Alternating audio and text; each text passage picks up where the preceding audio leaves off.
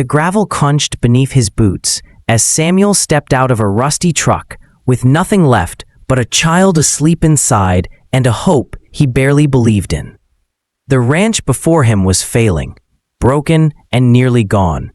He thought it was just another job, but what he found there would test his strength, uncover old scars, and change the meaning of home forever. If you are new to the channel, then please subscribe to the channel and like the video and tell us where you are watching from. If this story moved you, we'd love to hear your thoughts, so drop a comment below and let us know what you think. Now, let's jump into the story. The sound of gravel shifted under tired boots as Samuel Hayes stepped out of his old pickup truck. The sun had barely risen, spilling pale light over the fields of Green Hollow Ranch. The land stretched wide and silent, but it was not the silence of peace. It was the silence of something broken, a place once alive, now waiting for a hand willing to fight for it. Samuel stood for a long moment, staring at the leaning fences and sagging barn roof. His chest felt heavy, not just from the morning air, but from the weight of his own life. In the truck, his little girl slept against the window, her small face calm in dreams that knew nothing of overdue bills and lost chances. Emma was only 7, full of questions, full of life, and completely unaware of how close her father was to losing hope. Samuel had just $38 left in his wallet, and nothing steady to hold on to. The last year had stripped him of nearly everything: his steady job in carpentry, his rented home, and the partner who had chosen to walk away when things fell apart. All that remained was Emma, and for her, he kept moving. He pulled the cap lower over his forehead and walked toward the farmhouse. The door looked as worn as the walls around it, paint peeling away, wood warped with age.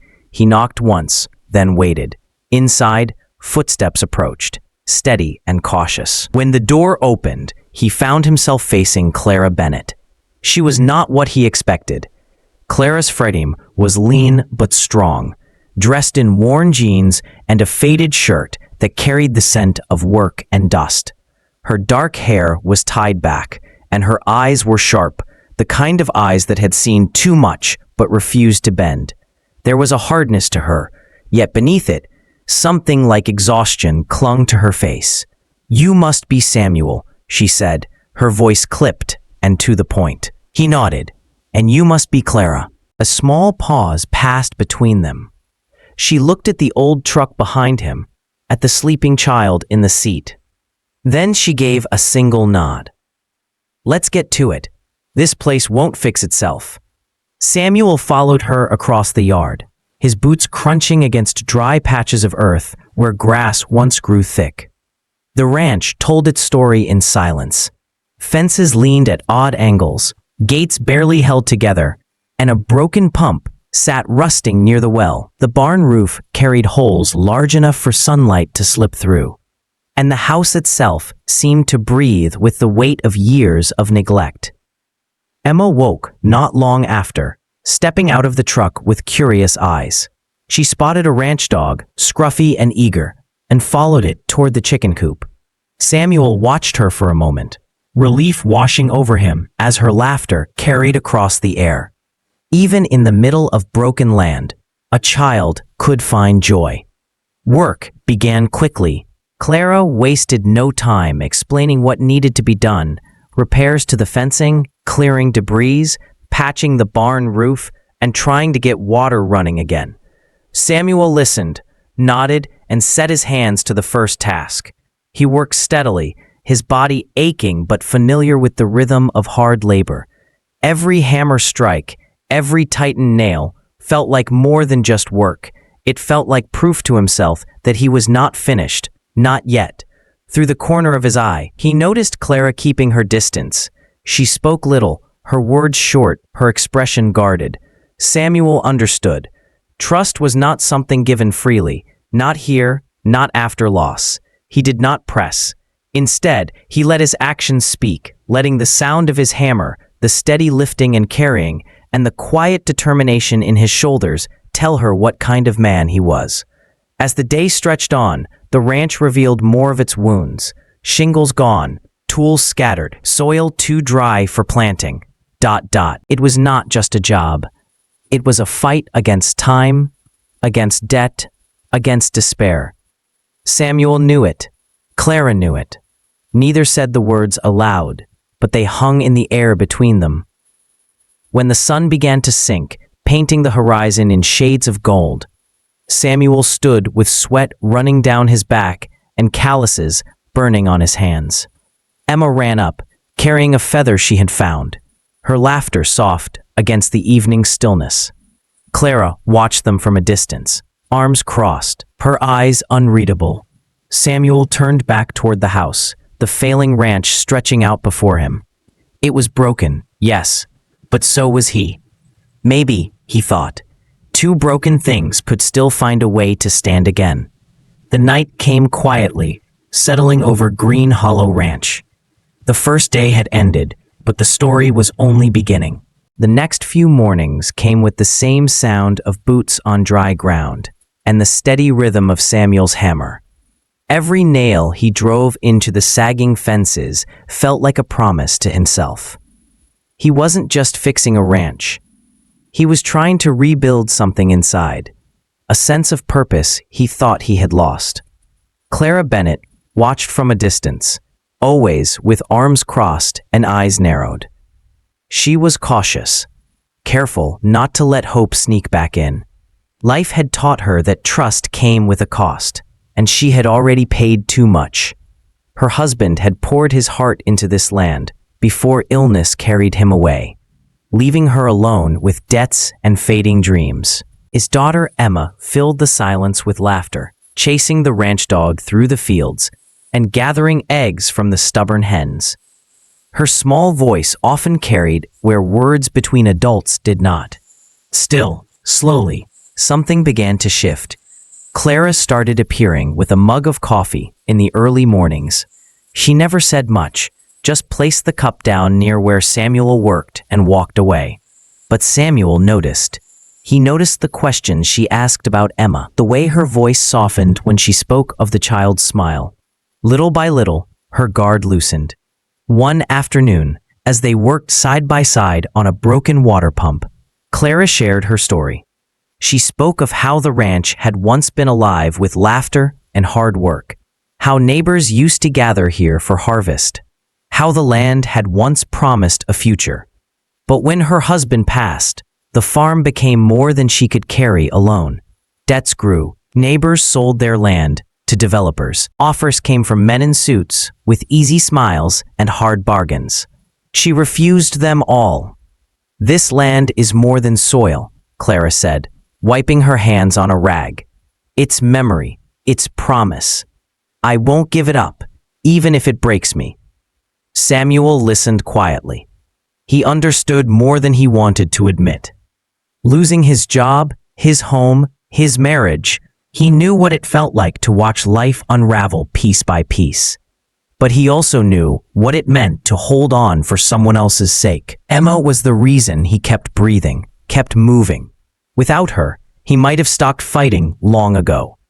As the days stretched into nights, cracks began to show, not just in the buildings, but in the walls between them. Clara stopped standing so far away. She asked Samuel about his life before, about carpentry, about what brought him to Green Hollow Ranch. He didn't share every detail, but he told her enough. He spoke of the layoff, the foreclosure, and the bitter silence that followed when his wife walked out. Clara didn't pity him. She simply nodded, as though she understood. One evening, Samuel walked into the barn to put away tools and found Clara sitting on a hay bale, her shoulders trembling. She was crying, but the tears came quiet, as if she had forgotten how to cry out loud.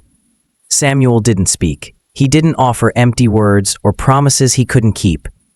He just sat beside her, the quiet filling the space between them. After a long while, Clara whispered, "They gave me 30 days. If I can't pay the back taxes and fix the irrigation, they'll take it. The ranch will be gone." Samuel looked down at his hands, scarred from years of work. Then he looked at her, at the tired strength in her eyes. "Then we've got 30 days, he said firmly. She turned to him, surprised. "What are you talking about?" "You hired me to fix things," he replied. "So let's fix it, all of it." Clara stared at him for a moment, searching his face for doubt. But there was none. For the first time in months, maybe years, she felt a flicker of something that had been buried deep: hope. That night, the ranch felt different. Not because the fences were mended or the pump worked again, but because for the first time, two broken souls had chosen to fight side by side. The farm was still falling apart. The debt was still heavy. But something had changed. In the cracks of grief and hardship, light had begun to seep in, and Samuel, who had arrived with nothing left but a child and a worn-out truck, felt a quiet certainty in his chest. Maybe this ranch was not just a job. Maybe it was the beginning of something greater. The days at Green Hollow Ranch fell into a steady rhythm. The mornings began with the sound of hammers, the scrape of shovels, and the creak of old wood being forced back into shape. Samuel Hayes worked from sunup to sundown, his muscles aching, his hands blistered, but he never slowed. Each broken fence he mended and every nail he drove felt like another step towards saving more than just a piece of land. Clara Bennett moved with her own quiet determination. While Samuel rebuilt the bones of the ranch, she worked to keep them fed. She traded eggs at the market, bartered vegetables, and stretched every coin until it could go no further. Some days, she came home exhausted, her shoulders sagging, but she never spoke of stopping. The ranch was her promise. And promises were not meant to be broken. Emma, Samuel's daughter, became the soul of the place. She ran through the fields with the ranch dog, her laughter floating across the air like music. She helped Clara gather eggs, carried small buckets of feed, and even tried her hand at brushing down the horses. Her presence filled the empty corners of the ranch with life. Sometimes, when Samuel watched her running free across the open land, he thought maybe she had found the home he had been searching for all along. But the work was not without struggle. The water pump broke again, and Samuel spent 3 days pulling it apart and piecing it back together with parts salvaged from town. Storms rolled in one night and tore more shingles from the barn roof. Bills piled up on Clara's table, each stamped with warnings and deadlines. And still, they kept going. One evening, as the sun dipped behind the hills, Clara collapsed in the kitchen. Her body had given out after weeks of pushing too hard. Samuel caught her before she hit the floor and carried her to the worn couch. He sat with her until her breathing steadied, worry etched deep into his face. When her eyes finally opened, she whispered, "I can't keep this up." Samuel shook his head. "You don't have to carry it alone anymore. We'll do this together." She looked at him, really looked at him, and saw not just a man working for a paycheck, but someone willing to fight beside her. Something shifted then. It was small, almost invisible, but it was real. The nights grew longer as they worked late, sometimes by lantern light. Samuel taught Emma how to swing a hammer, guiding her tiny hands with patience. Clara cooked simple meals, and they ate together around a small table, laughter slipping into their conversations despite the weight pressing down on them. Slowly, the distance that had once stood between Samuel and Clara began to fade. Their talks stretched longer, their silences more comfortable. He learned about her husband, about how they had built the ranch from nothing, how cancer had stolen him too soon. She learned about the job Samuel had lost, the home that was taken, the marriage that had ended in silence. Neither offered pity, only understanding. One night, after a long day of repairing fence posts, Samuel and Clara sat on the porch. The stars above stretched endless, a sky so wide it made the world feel both small and hopeful. Clara handed him a bottle of beer, her hand brushing his as she passed it. "You ever wonder what it would be like if things had gone differently?" she asked quietly. Samuel leaned back, staring at the night sky, all the time. But if things had gone differently, I wouldn't be here. And maybe this is where I was meant to end up. Their eyes met, and in that moment, words were not needed. Something unspoken passed between them, fragile yet strong. Like a new seed breaking through hard soil. But reality never stayed far away. The deadline from the bank loomed closer with every sunrise. Despite all the progress, they were still short of the money needed to keep the ranch. Clara began to consider the unthinkable. Selling her late husband's old plow, a piece of equipment that carried more memory than value. She sat in the barn one night, running her hands over the worn handles, tears sliding down her face. Samuel found her there. "Don't do it," he said softly. "Some things are worth more than money." "We're running out of time," she whispered. "What else can we do?" Samuel placed a hand on her shoulder, steady and certain. "Let me try one last thing. Just trust me." Before dawn the next morning, he was gone. The truck rolled down the gravel road, leaving Clara and Emma watching from the porch. She didn't know where he was going or what he planned, but for the first time in a long while, she felt something stir inside her. Hope. The morning after Samuel left, the ranch felt strangely quiet. Clara moved through the chores with Emma by her side, but her mind was elsewhere. She tried not to think about the old plow sitting in the barn, the one she had almost sold. She tried not to think about the bank's deadline now only days away. What she thought about most was Samuel, driving away before sunrise, with no promise except his own words. "Trust me." 3 days passed. The fences stood firm. The pump rattled but still carried water, and the barn roof held steady. Yet without Samuel, the ranch felt half alive. Clara worked late into the night, exhaustion pulling at her bones, but she kept going. She had kept her promise this long. She could not stop now. On the third evening, as the last light faded, the sound of gravel crunching filled the yard. The old truck rolled back up the drive. Samuel stepped out. His shirt coated in concrete dust, his hands scraped, his shoulders heavy with exhaustion. But on his face was something she had not seen before. A tired, unshakable grin. "We've got it," he said, holding up a folded check. "We've got enough to cover the taxes." For a moment, Clara could only stare. Then the weight she had carried for so long broke loose, and she stepped forward, wrapping her arms around him. It was not a soft embrace, but one filled with relief, gratitude, and something unspoken that had been growing between them for weeks. The next morning, they drove into town together.